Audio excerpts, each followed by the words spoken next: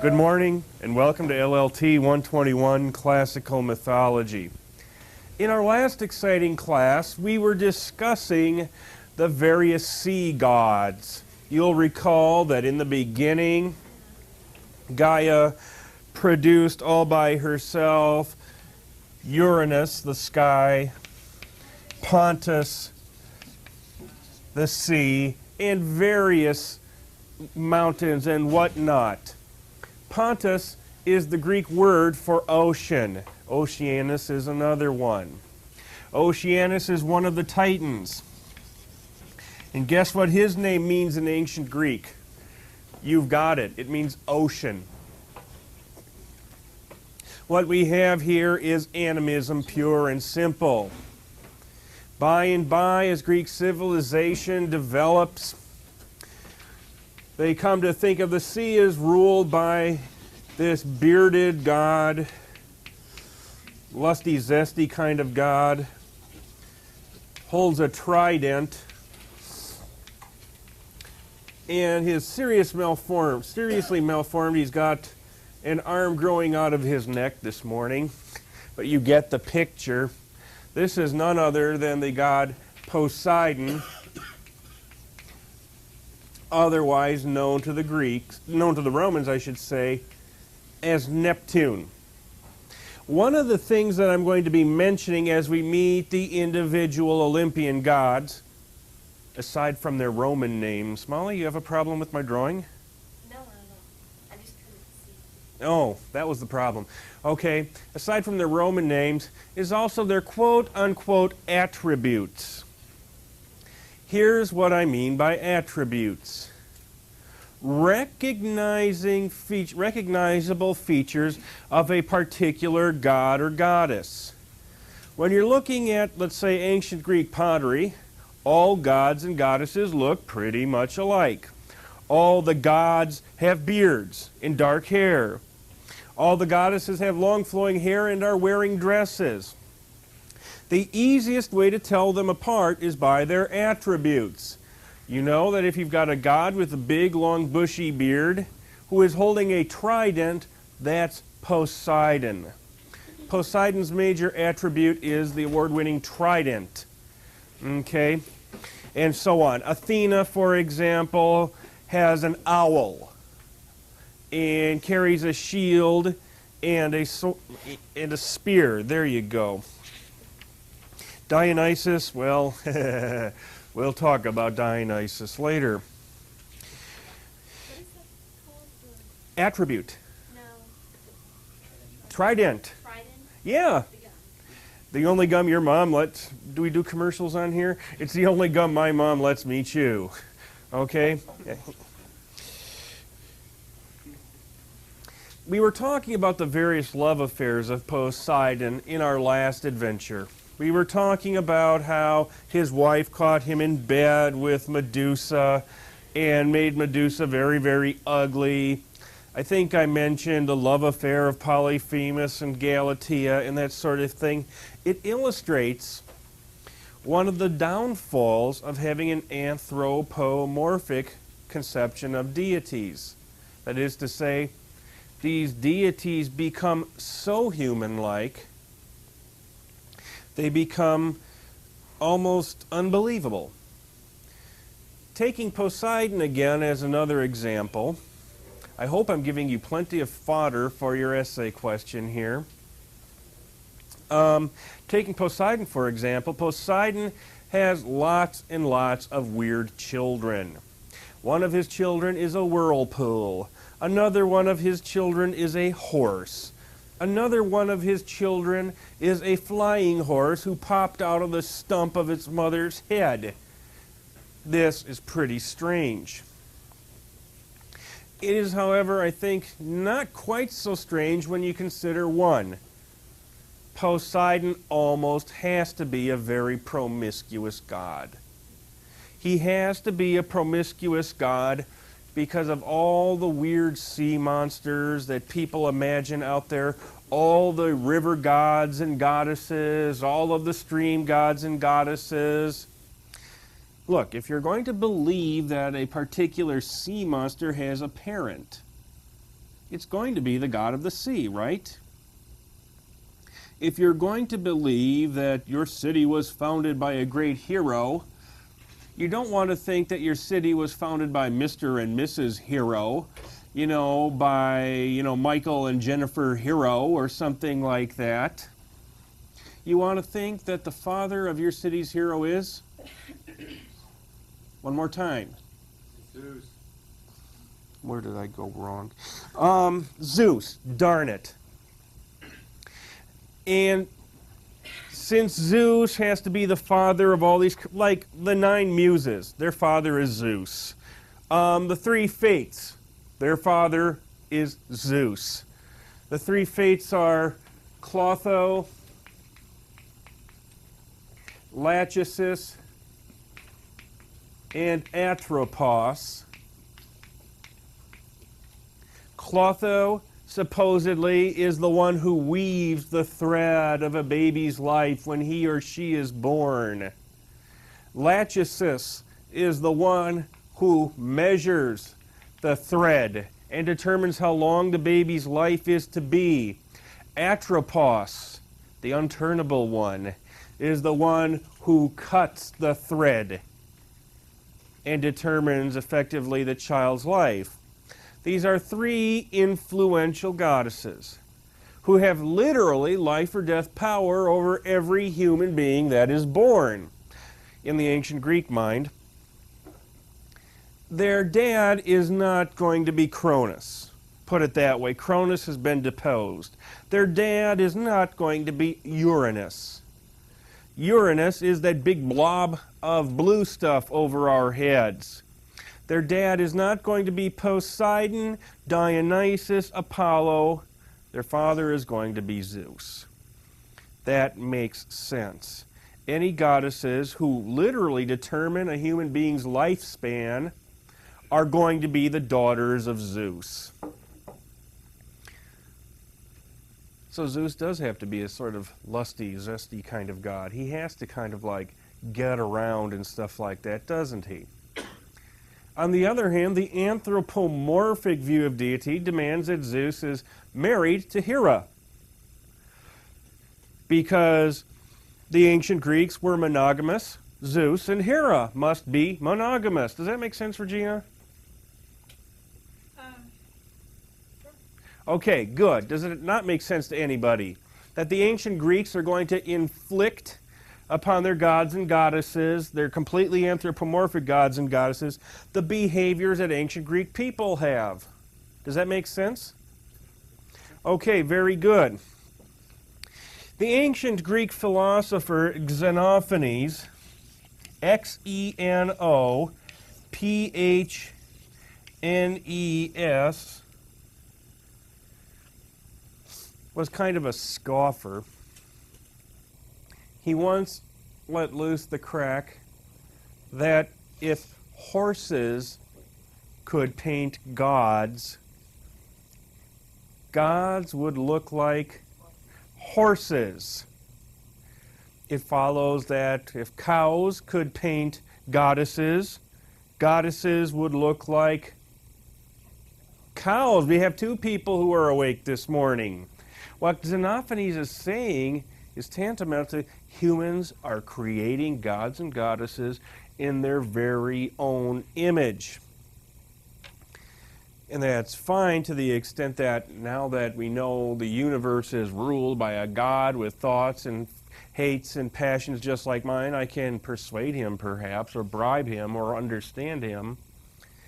The bad point is, he'll also come up with the worst pickup line in all of Western literature, if you let him. I pause for your questions up to this point. I think I'm pretty well done with the unit on sea gods and sea goddesses.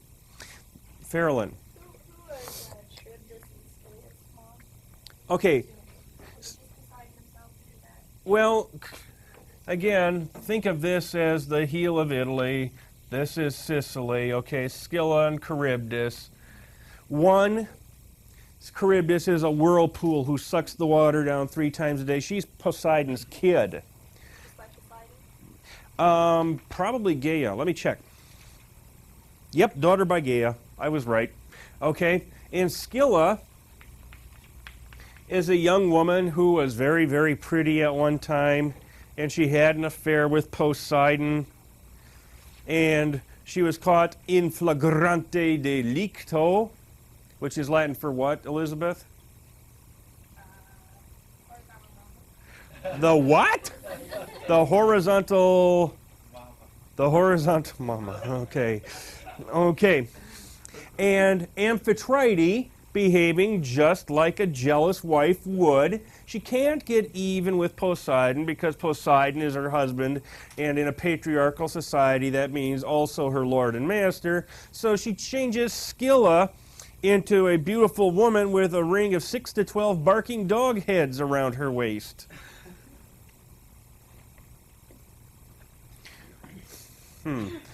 Which I think, Farrellyn, refers to the craggy, extremely craggy shore, you know, the cliffs on the Straits of Messina. If the tide is high enough, you just might sideswipe something interesting.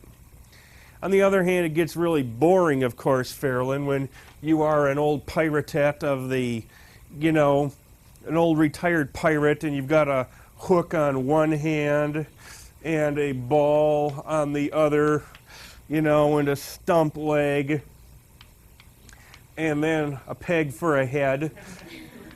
This is a Gary Larson joke, you know, that's nothing. You should hear about how I got this. And you say, well, there were these extremely large crags, and the ship sideswiped one, and my brave Captain Phil fell off. You know, who cares about that, right? But when you're improving the story, and it turns out to have been, there's this beautiful lady with 6 to 12 barking dog heads around her waist.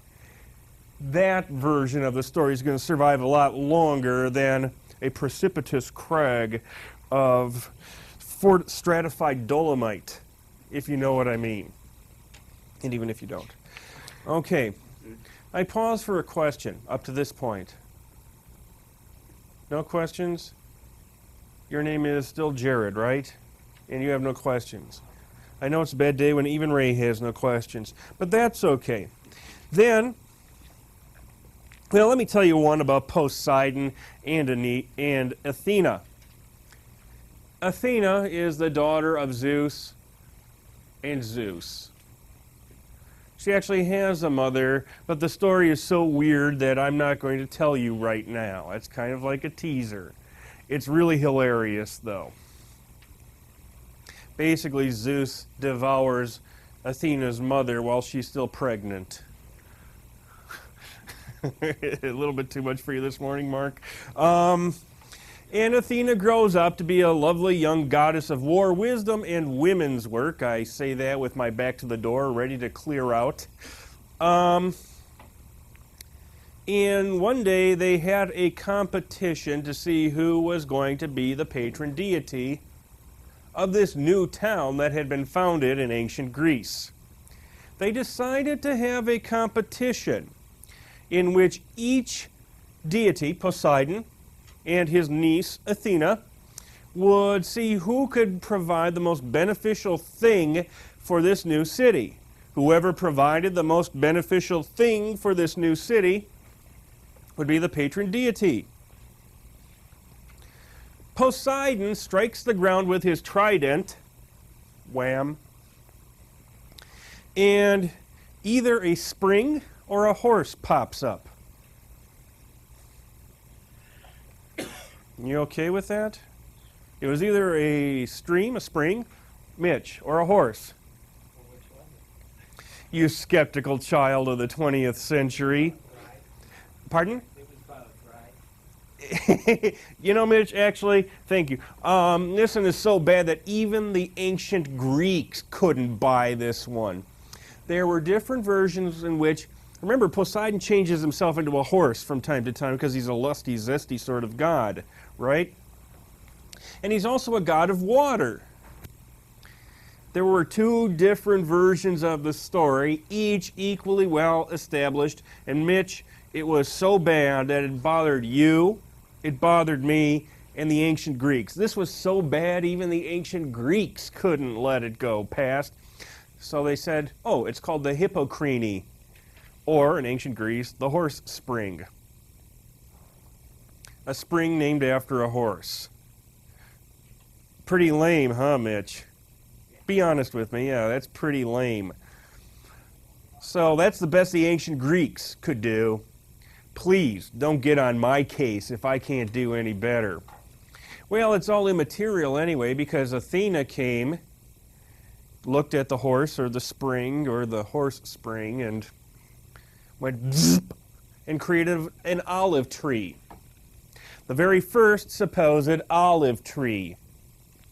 Olive tree, very pretty, and it produces olives which you can eat and also squeeze into an oil, olive oil, that in ancient times was used as just about everything. A drink, cooking oil, massage oil, deodorant, you name it. The ancient lubricant for axles and stuff like that, you name it. The olive what became the one and only cash crop of this city, which is now known as Athens. You can guess who won the competition. Supposedly, Poseidon got really angry and sent a huge flood. He is, after all, Poseidon. Sea gods have proverbially bad tempers. But eventually, Poseidon and Athena straightened things out and had a good uncle and niece relationship. They're always in cahoots in the Iliad. They're hanging around together, always getting along with each other, supporting the Greek side. On the Iliad and in the Odyssey, they're always on opposite sides bickering with each other. Even though they love each other and get along fine, they're just kind of mad about something. Okay, I think that is it for the sea gods. If you know basically the names of the sea gods, the basic myths of the sea gods, you should be in good shape. I point out that the sea gods afford a very good example of the transition from animistic conception of deity to anthropomorphic conception of deity. You can't get any more animistic than the god Pontus, which is ancient Greek for ocean. And you can't get any more anthropomorphic than Poseidon, who gets so mad that he lost a competition with his niece.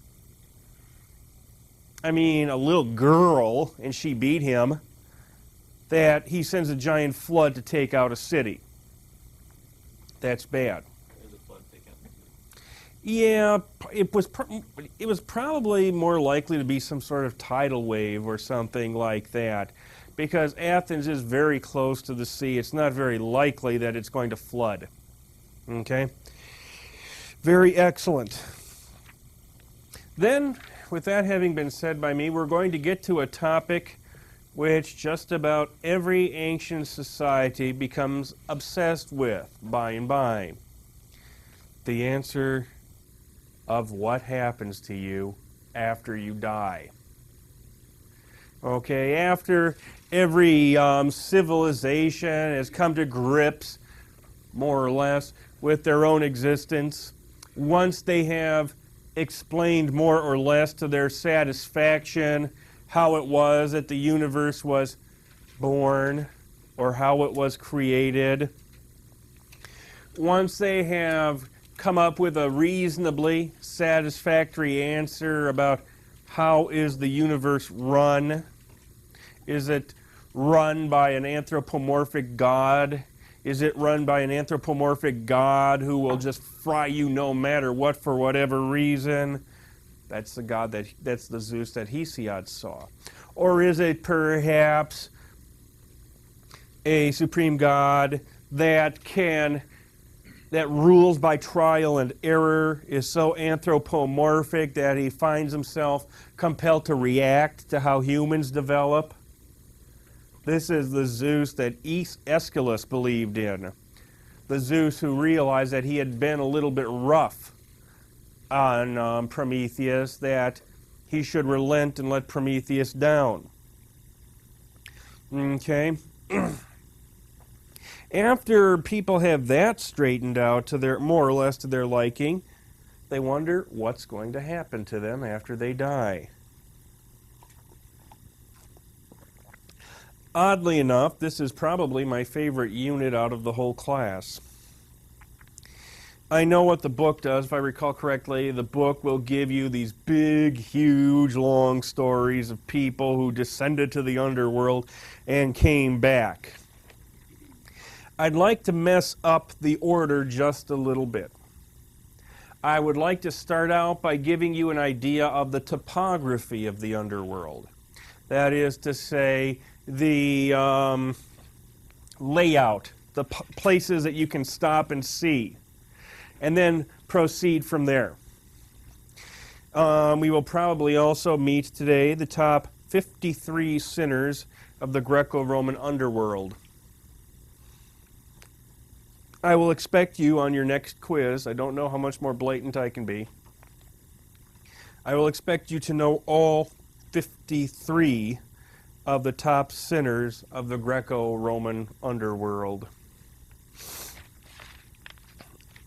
Okay, we have three major sources, okay, for our knowledge of the underworld, such as it is. Let me erase Poseidon with his permission. They come to us from three distinctly different times. Each of these is a so-called Catalysis myth. I'll get to that in just 1 second. Yes, just when you thought it was safe, we haul out the Catalysis stories. Catalysis story number 1 occurs in the Odyssey of Homer, 750 BC or thereabouts. The next one occurs in the Republic of Plato,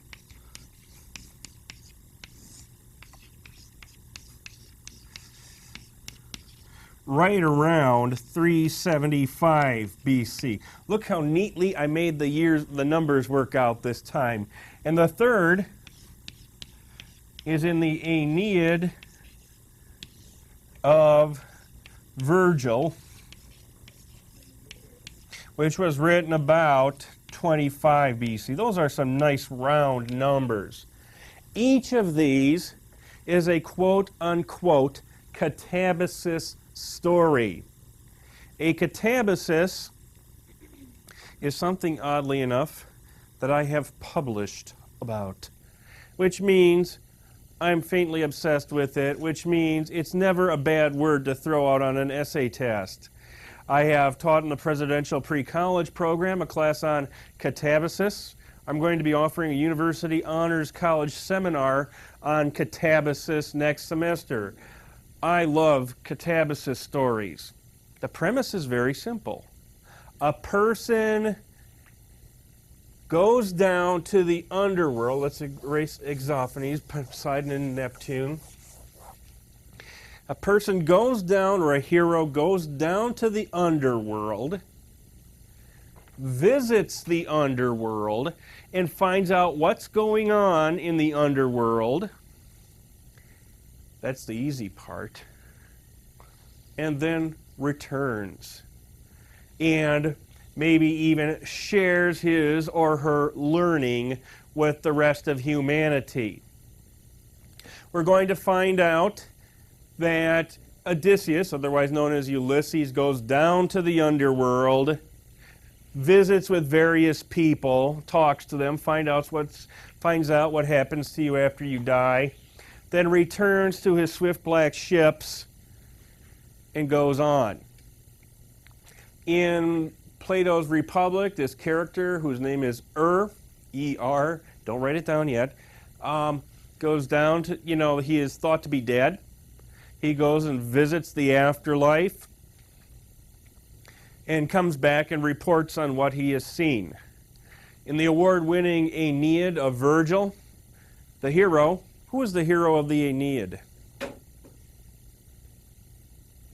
Aeneas. Goes down to the underworld, consults with various people, learns a whole lot, and comes back. That's the basic story pattern. It's also the basic story pattern of Dante's Inferno. Apocalypse Now, that fine award-winning movie.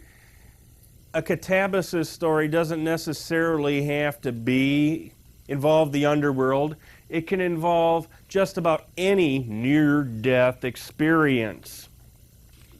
The tough thing is making it out. The Catalysis myth of Odysseus in Homer's Odyssey, circa 750 BC, gives us our very best look at what the ancient Greeks around 750 BC considered the afterlife to be like. And I'll tell you right now, it's going to stink. It's going to be cold and nasty and unsatisfactory.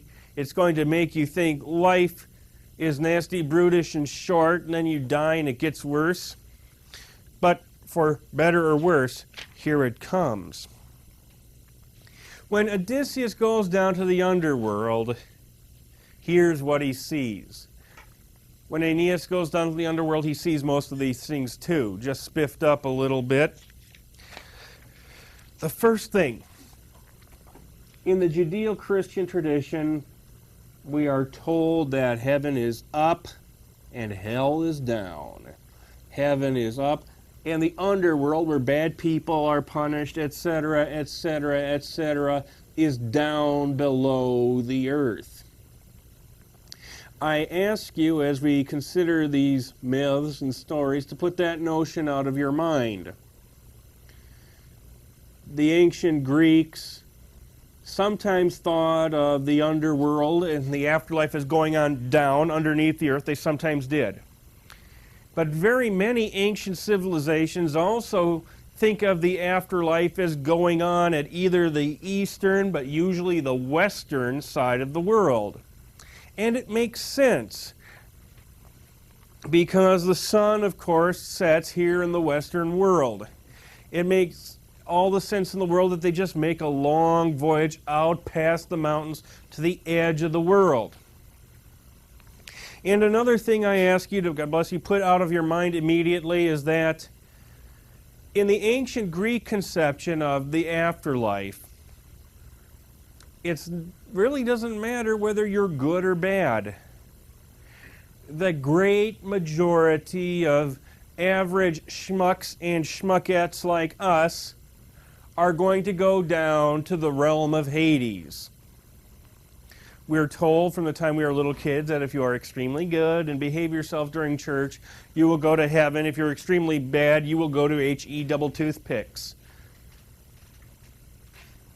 That is to say, if you lead a good life, you're rewarded. If you lead a bad life, you're punished.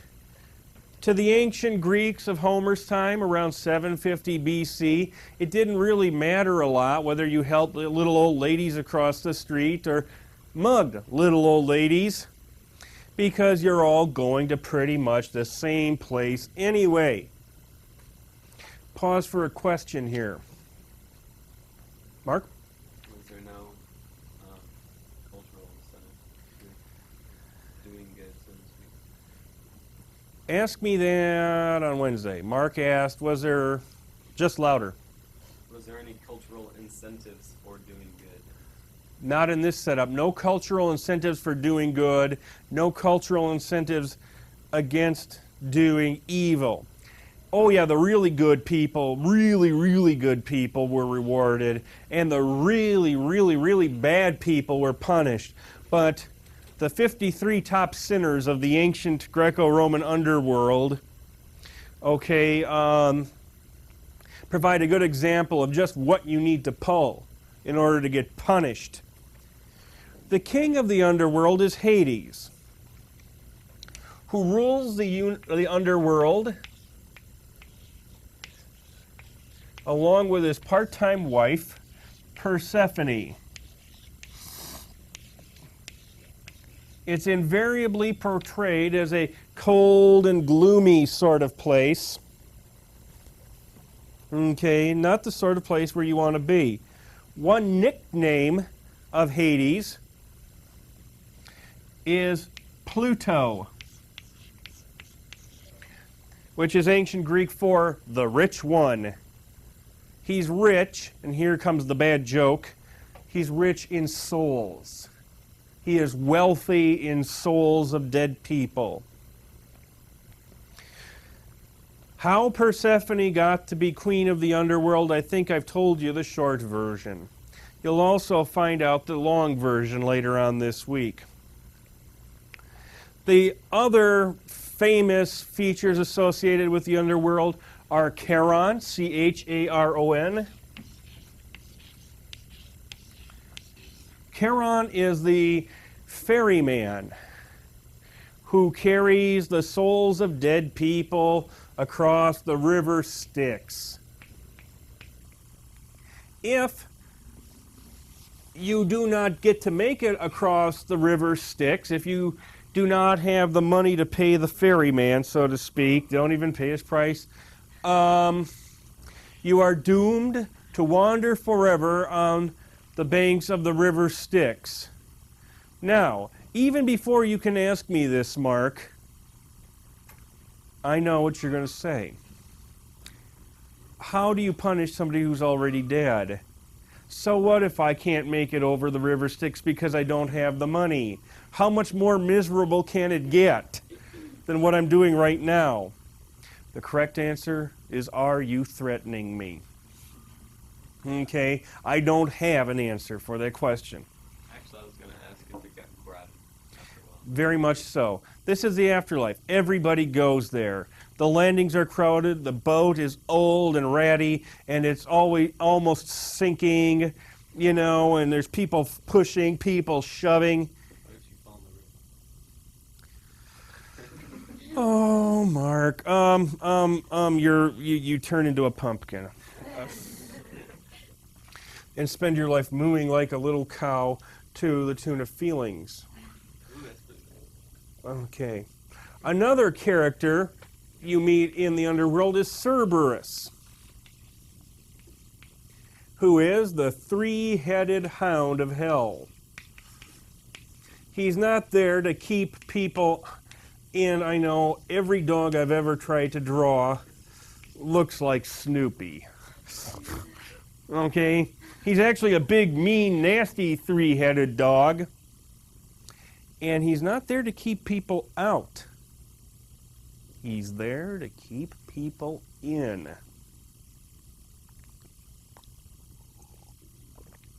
Well, that sure made you really quiet.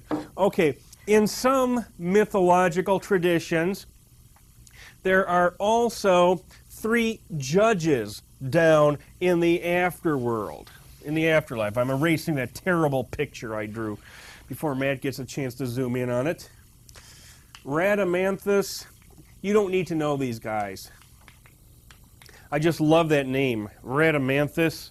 Minos, we'll meet him later, good bull story, and Aeacus. Each of these three was a king who is famous in Greek mythology. Now, I know that I've just finished telling Mark that there was no real moral compulsion to lead either a good or a bad life in ancient Greece. But the ancient Greeks did not like to think of their kings, you know, enduring the same fate that every other. Does that make sense, Carrie?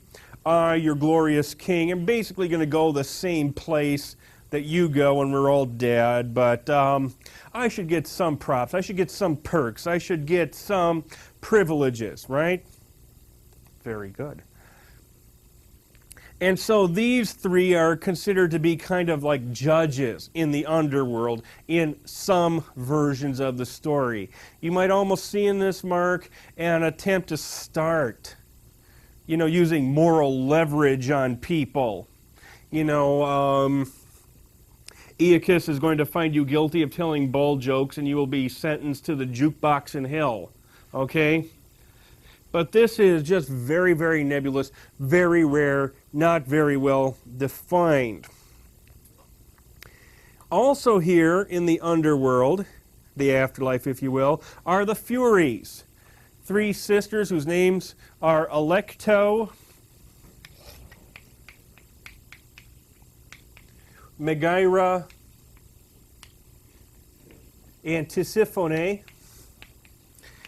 They were born when the blood from the severed genitalia of Uranus splashed down on the earth, and their job is to punish people who have murdered their parents.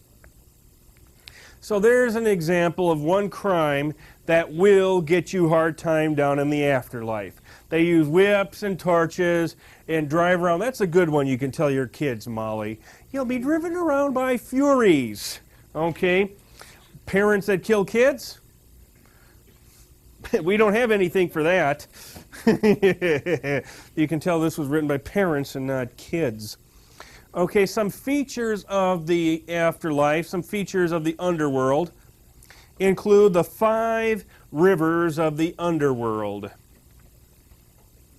Okay, there's only 2 I really demand you to know. There's Phlegethon, which you don't have to know, which is the river of fire. There is Cocytus, the river of wailing. Okay. There is Acheron,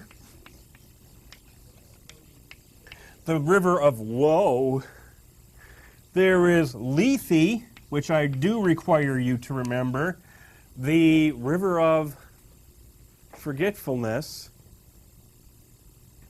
And then Styx, river of hatred and really bad music from the 70s and 80s.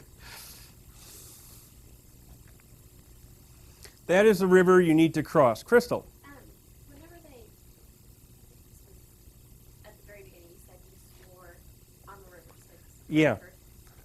What was just the purpose of that? Okay, that's a good question, Crystal. Let's say that you are the goddess Crystal and you have sworn an oath by the river Styx that you will, I don't know, be there at 5 o'clock for a meeting of the gods and goddesses. You swear by the river Styx and you're not there. That means that you have to be dead for 7 years. And this is a very disrespectful thing to have happen to a goddess such as yourself, because the rest of us gods and goddesses will be walking by the place where you're lying there dead and going diddy, diddy, diddy, and stuff like that. It's kind of like that. Okay? But the thing is that if a god or goddess swears by the river Styx, the river of hatred, means that he or she is going to do that thing or suffer about the biggest embarrassment a god or goddess can suffer. Good question, well answered. Other questions? Okay, very good. It's time for the top 53 sinners of the Greco-Roman underworld. I'm going to have to erase some space for these people. If you are extremely good,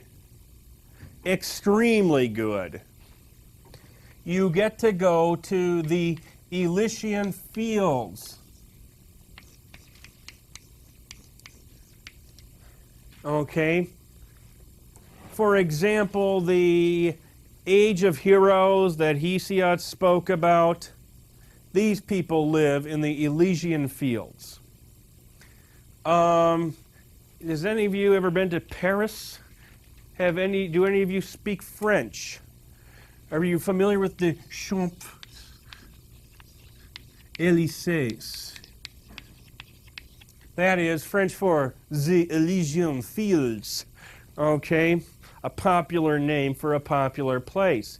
If, on the other hand, you are very, very, very bad, like the 53 top sinners of the ancient Greco-Roman world, you must then spend time in Tartarus. Now, I know what you're going to say. Right, Phil? It's one of the 5 original kids of Gaia. No, of Chaos. That's how far back Tartarus goes. It is a place which defines the outer reaches of the underworld. I know. But for our purpose here, it's kind of like a compound, a segregated place in the underworld, the afterlife, where the top 53 sinners of Greco-Roman antiquity. Well, it's okay.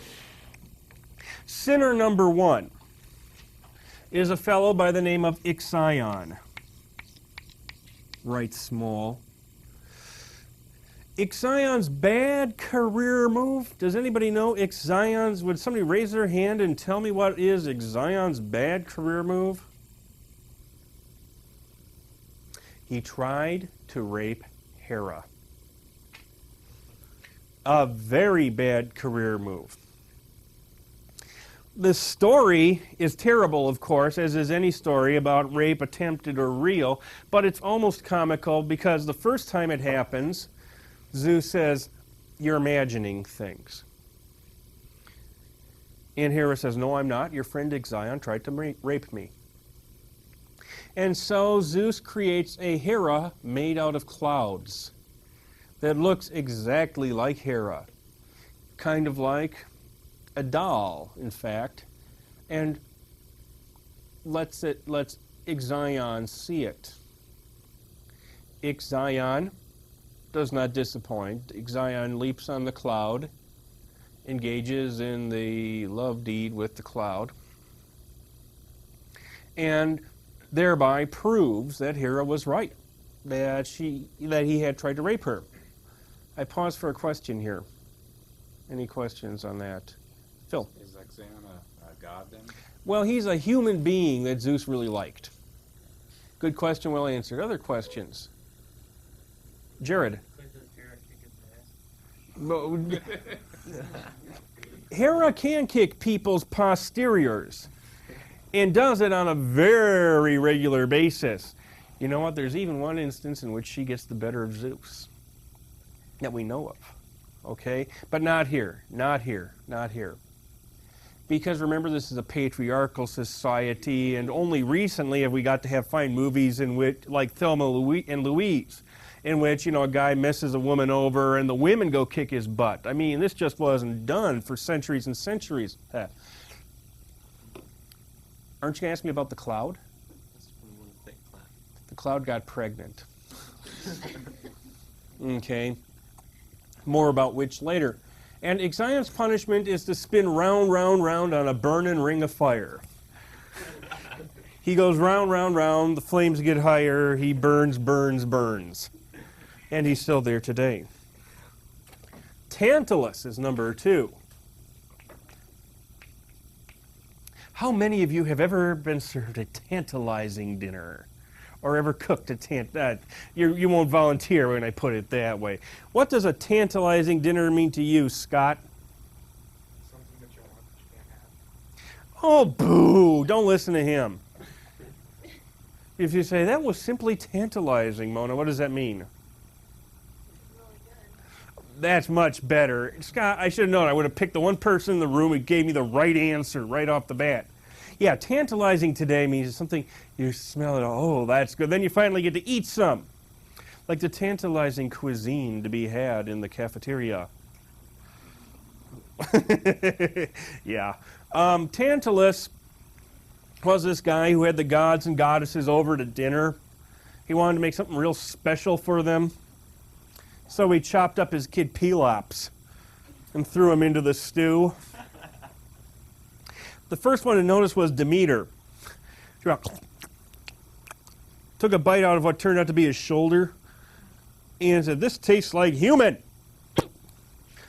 And it was. The gods and goddesses all got really hacked at Tantalus. They put the little kid Pelops all together except for his shoulder. They made him a new shoulder out of ivory because Demeter had bitten into that, his old shoulder. Tantalus is punished by being placed in water up to his waist with a fruit tree just out of reach over his head. Every time he bends down to drink the water recedes. Every time he reaches up to the wonderful tree to pick off a Bavarian cream donut or a cinnamon roll or a Hormel Little Sizzler, the branch runs away from him. That's his punishment. A tantalizing meal, gee thanks, Scott.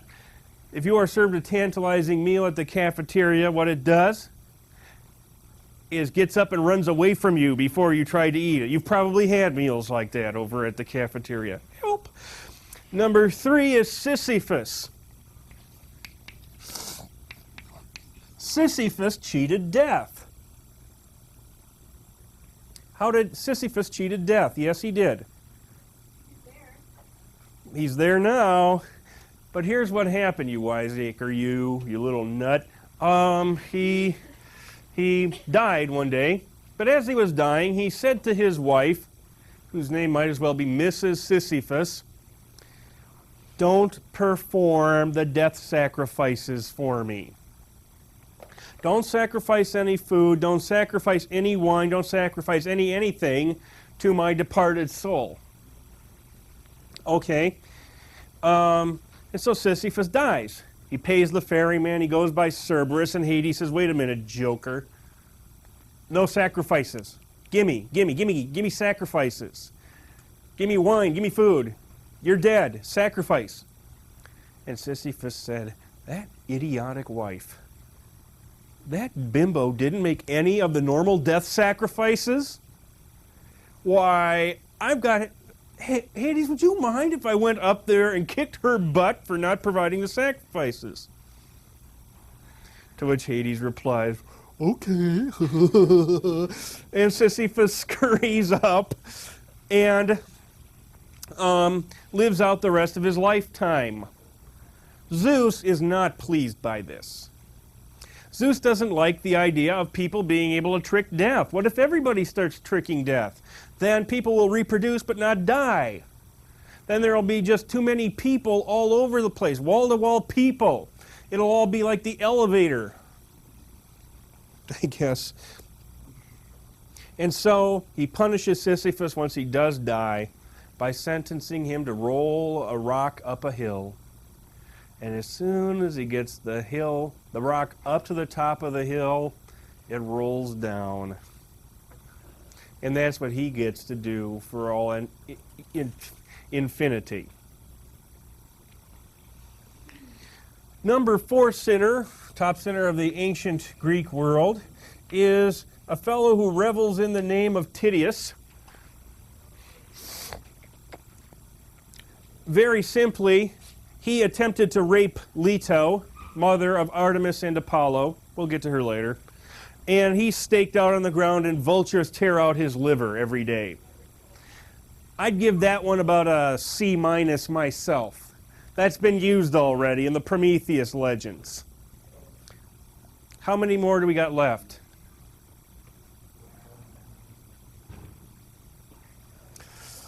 The 49 Danaids.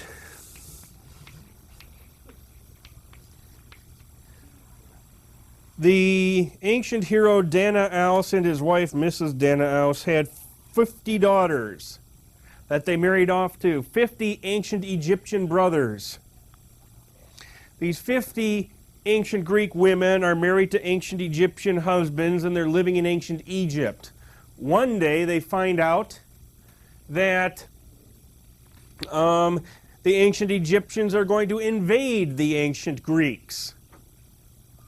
And so, to stop this horrible fate, 49 of the Danaids, the Greek women, kill their ancient Egyptian husbands.